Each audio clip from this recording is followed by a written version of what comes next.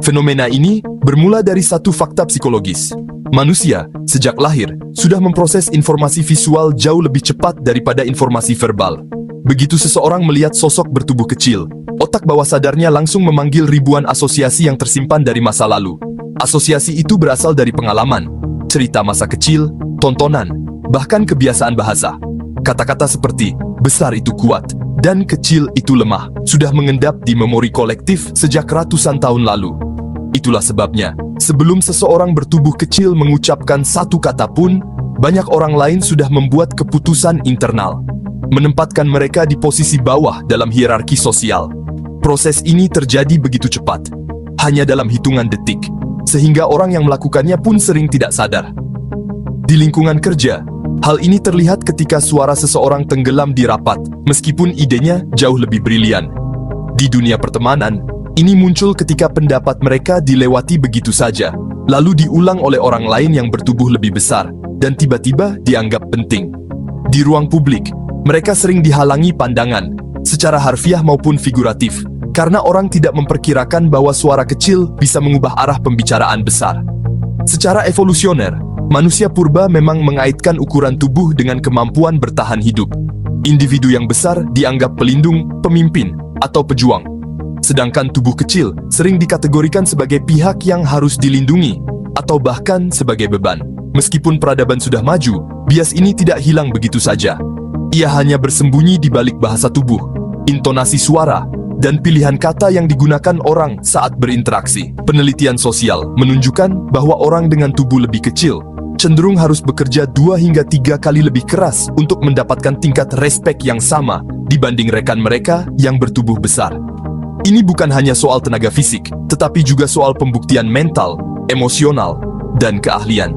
Ironisnya, semakin keras mereka berusaha, kadang semakin banyak orang yang merasa terancam dan kembali mencoba mengecilkan peran mereka. Yang lebih mengejutkan, efek psikologis dari perlakuan ini sering mempengaruhi cara seseorang memandang dirinya sendiri. Mereka mulai mempertanyakan kemampuan, mulai merasa perlu meminta izin untuk bicara, atau membatasi diri agar tidak dianggap berlebihan. Dalam jangka panjang, ini bisa mematikan potensi yang sebenarnya luar biasa. Namun, ada lapisan lain yang jarang diungkap. Justru karena sering diremehkan, orang berbadan kecil punya satu keuntungan tersembunyi. Mereka belajar mengamati lebih dalam, menganalisis lebih tajam, dan memukul balik di saat yang tepat. Ketika orang lain sibuk menilai dari luar, mereka diam-diam membangun kekuatan dari dalam. Sebuah kekuatan yang tidak bisa diukur dengan meteran atau timbangan. Fenomena ini menjadi lebih rumit ketika media dan budaya pop terus mempromosikan figur besar sebagai simbol kekuasaan dan keberhasilan. Dari iklan sampai film, tokoh utama yang karismatik sering digambarkan berpostur besar, sementara tokoh kecil dijadikan pelawak atau karakter pendukung. Narasi ini memperkuat bias yang sudah ada, sehingga siklusnya terus berputar. Pertanyaannya sekarang, apakah mungkin mengubah persepsi sosial ini? Jawabannya, iya, tapi tidak dengan cara yang banyak orang kira. Mengubah bias bawaan manusia tidak cukup dengan pidato atau slogan motivasi.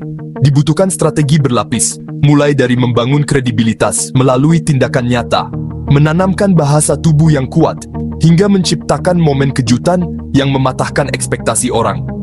Setiap kali ekspektasi itu runtuh, otak orang yang melihat akan memperbarui database penilaiannya, dan perlahan-lahan bias itu mulai retak. Ada sebuah ironi yang menarik.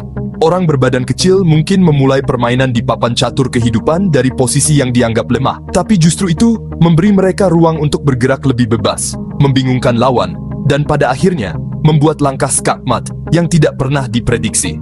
Dan di titik ini, mereka yang dulu meremehkan akan mulai bertanya-tanya, bagaimana mungkin seseorang yang awalnya dianggap tidak cukup, ternyata mampu berdiri di tengah sorotan, membawa perubahan besar, dan memegang kendali. Ada satu momen yang selalu menjadi titik balik. Momen ketika orang berbadan kecil berhenti bermain di skenario yang ditulis orang lain, dan mulai menulis skenario mereka sendiri. Biasanya ini terjadi diam-diam. Tidak ada pesta besar, tidak ada pengumuman dramatis. Seseorang yang selama ini disepelekan tiba-tiba muncul di sebuah rapat, panggung, atau pertemuan, membawa sesuatu yang tidak dimiliki siapapun di ruangan itu. informasi, ide, atau solusi yang langsung mengubah arah permainan. Wajah-wajah yang dulu santai mulai tegang. Suara yang tadinya meremehkan berubah datar, bahkan sedikit bergetar. Saat itu, bias yang sudah terpatri sejak awal mulai retak. Orang-orang yang selama ini memandang ke bawah, mendapati diri mereka perlahan menengadah. Fenomena ini punya efek berantai.